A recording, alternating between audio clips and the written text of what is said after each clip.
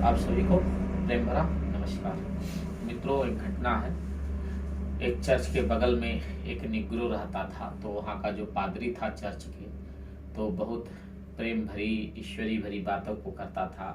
ईश्वर सबके हैं, यहाँ पर कोई भी आ सकता है। ईश्वर प्रेम है, ईश्वर आनंद है, ईश्वर करुणा है। तो चर्च के बगल में जो निग्रो रहता है, इस बात को सुनते सुनते वह एक दिन चर्च आ ही जाता है। जबकि वह चर्च गोरे लोगों के लिए था। अब जब वो काला ईसाई जब वहाँ पहुँचता है तो पादरी से कहता है कि मैं आपकी बातों को सुन के बहुत प्रभावित होता हूँ, बड़ी प्रेरणा मिला और मैं आज सोचा कि चर्च में आकर मैं भी ईश्वर का प्रार्थना कर लूँ, परमपिता परमेश्वर का प्रार्थना कर लूँ। तो मन से तो पादरी चाहता था कि निग्रो आए ना, लेकिन अब अपनी ही बातों में कह के वह इतनी तरह से फंस गया था, सीधे सीधे उसे मना नहीं कर सकता था।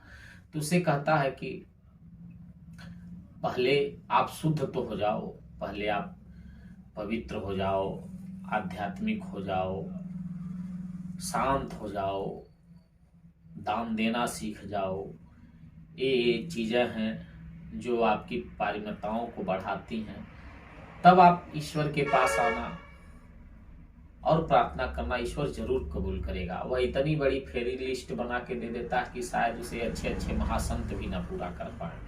और मन ही मन पादरी बड़ी प्रसन्न होता है कि मैंने तो इसको खूब सही रास्ते पर लगा दिया। मित्रों, प्रभावशाली जगह पे, सत्ता वाले जगह पे चालबाज लोग ऐसे पहुंच जाते हैं, चाहे धर्म हो चाहे राजनीति हो। तो बाकी लोकतंत्र की बात तो करेंगे, लेकिन अंदर लोकतंत्र को आने नहीं देंगे। तो निग्रो को भी लगता है, हाँ भाई, पादरी तो सही कह रहा है कि पहले पवित्र हुआ जाए, ईश्वर के प्रार्थना करने के लायक बना जाए। तो चर्च से बाहर बड़ी प्रसन्नता से चला आता है और आता है। फिर एक हफ्ते के बाद वो आता है चर्च के तरफ। तब तक पादरी चर्च का दरवाजा खोल रहा था, सूर्य की पहली किरण पड़ती है और वो निग्रो को आते हुए देख के घबराता, कहता अब इसको मैं अंदर आने से कैसे मना कर सकता हूँ। एक हफ्ता बीत जाने के बाद उसके चेहरे का आभा, तेज, सब कुछ बदल गया था। तो आता है, चर्च के गेट तक आता है, फिर मुस्कुरा कर वो निग्रो चला जाता है।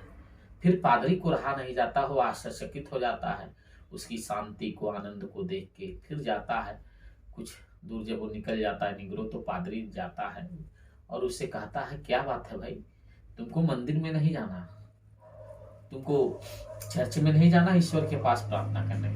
कहता नहीं, एक हफ्ता पहले जब मैं आया था तो मुझे जाना था, अब तो मुझे नहीं जाना और मुझे जो चाहिए था वो मिल गया। वो मंदिर, मस्जिद, गुरुद्वारे, चर्च में जाके नहीं मिल सकता है। वो कहा, क्या चीज मिल गया तुमको? कहा कि जिस दिन मैं आपसे मिल के आया निर्देश लेके, मैं चर्च के बाहर आया तो चर्च के बाहर एक व्यक्ति मिला और कहा कि मैं इस चर्च के अंदर जो ईश्वर रहते हैं मैं वही हूँ और मुझे खुद पादरी अंदर नहीं जाने देता है, तो तुमको कैसे जाने देगा? और तब से मैं एक हफ्ते से उपवास करता था, ध्यान करता था, साधना करता था। धीरे धीरे उनकी कही हुई बातों को मेरे जीवन में मैंने अनुकरण किया। मैंने झूठ नहीं बोला, मैं किसी को ठगा नहीं, मैंने अपने ब्रह्मचर्य को पालन किया, मैं किसी को कष्ट नहीं पहुंचाया, मैंने किसी की हिंसा नहीं की। इन सभी चीजों को करके मैं छोटा छोटा सबको लाभ देके, सबको करुणा से, प्रेम से देके सबको जीतने लगा और मेरे मन को शांति, बहुत अद्भुत शांति मिली। अब मुझे मंदिर, मस्जिद, गुरुद्वारे जाने की कोई आवश्यकता नहीं है। इस बात को सुन के पादरी बड़ी हैरान होता है कि शांति तो मुझे अब तक नहीं मिली, तुमको कैसे मिल गया आनंद, शांति? तो बताता है कि ये चीजें हैं, आप भी करिए, प्रेम करिए, जो कहिए वो जीवन में धारण करिए, केवल बातों में नहीं होना चाहिए। मित्रों, यही जीवन है, यही सच्चाई है। लोग लोकतंत्र की बात तो करेंगे, लेकिन लोकतंत्र चौखट पे बैठ के दुहाई मांगता है। लोग धर्म की बात करेंगे, लेकिन धर्म जो धारण किया जाता है, अहिंसा, झूठ नहीं बोलना, व्यभिचार नहीं करना, किसी की बुराई नहीं करना, निंदा नहीं करना, ब्रह्मचर्य का पालन करना, ये उनके जीवन में रहता ही नहीं है। ऐसे एक घटना है कि एक महिला महात्मा गांधी जी के पास जाती है और कहती है मेरा बच्चा बड़ी मीठा खाता है, इसको आप समझा दीजिए मीठा खाना छोड़ दे। तो महात्मा गांधी जी कहते हैं बहन 1 हफ्ते के बाद अपने बेटे को लेके आइएगा। 1 हफ्ते के बाद वो आती है अपने लड़कों को लेकर और महात्मा गांधी उस बच्चे से कहते हैं बेटा अब तुम मीठा खाना छोड़ दो। तो माँ कहती है जब यही बात इतना कहना था तो आप 1 हफ्ते पहले भी कह सकते हैं। तो महात्मा गांधी कहते हैं कि 1 हफ्ता पहले मैं खुद मीठा खाता था, मेरी क्षमता नहीं थी कि इस बच्चे को मैं उपदेश दे सकूं, समझा सकूं, इसीलिए मैं पहले मीठा खाना बंद किया, फिर इस बच्चे को उपदेश दे रहा हूँ। मित्रों, यही जीवन का सिद्धांत है। उपदेश देने से जीवन नहीं बदलता है, जीवन में धारण करिए। ईश्वर आपके अंदर साक्षात है, उस ईश्वर को दर्शन करिए। आप सभी को प्रेम भरा नमस्कार। जय हिंद, जय भारत।